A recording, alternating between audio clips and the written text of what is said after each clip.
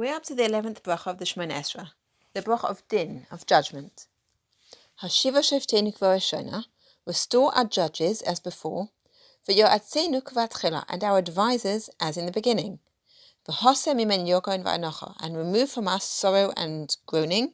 U'malech aleinu ata Hashem levadcha b'chesed u'v'rachamim, and you, Hashem, you alone should reign over us with kindness and compassion.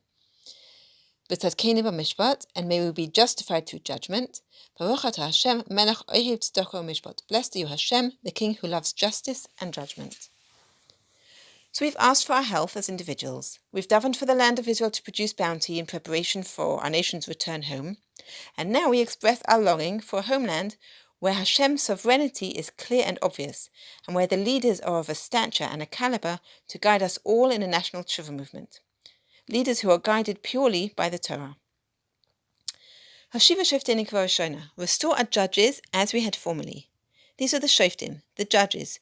They're the ones who deal with the matters of civil law, any disputes between people. And for matters of spirituality, anything between us and Hashem, for that we ask for Yoatzenu k'vatchila, advisors, like we had in the beginning, like the Nevi'im, the prophets. So the shoftim, the Shofatenu, are those who judge and decide, and the Yoatzenu, the advisors, are the leaders who guide us in a way so that we can avoid having to even come before the judges. Through having the strong leadership, v'hoseh mimenu yogon v'anocha, remove from us grief, that's the pain that is carried inside us, v'anocha, and groaning, which is the grief that we can no longer contain, the expression of our deep-seated pain. Without law and order, there can only be chaos, conflict, and anguish. But the re-establishment of judges and advisors who properly lead and direct us will also relieve us of the sorrow that we have suffered in the exile. U'malech aleinu atah Hashem levadcha b'chesed u'v'rachamim, and you, Hashem, alone should reign over us with kindness and compassion. Now here we come to a seeming contradiction, because at first the bracha seems to be a request for the quality judges. We said Hashiva Shofatenu v'yoatzenu. We're asking for the human judges to be restored to their posts.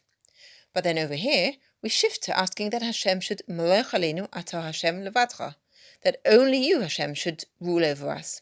So what is this bracha about? What is our request really? Are we asking for the restoration of the justice system and the human judges, or are we asking for Hashem's rulership over us? So evidently there is no contradiction between these two parts of the bracha, between having human judges and having Hashem judge us. The shoftim have to be completely clean, with no bias, so they are conveying the judgment of Hashem. As it says, Elokim nitzav ba'adas kel, that Hashem is amongst us, and the judges are expressing the application of the Torah. So we're not judges. What can we take from this? We can take heart and look at ourselves. Are we clean, making clean judgments? Are we letting our biases sway us?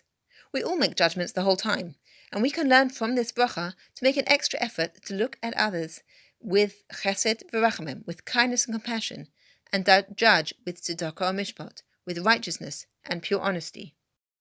And it is in this vein that the bracha concludes, v'tzadkenu b'mishpat, and Hashem should deal with us righteously through the justice, because of the just and honest way in which we behave.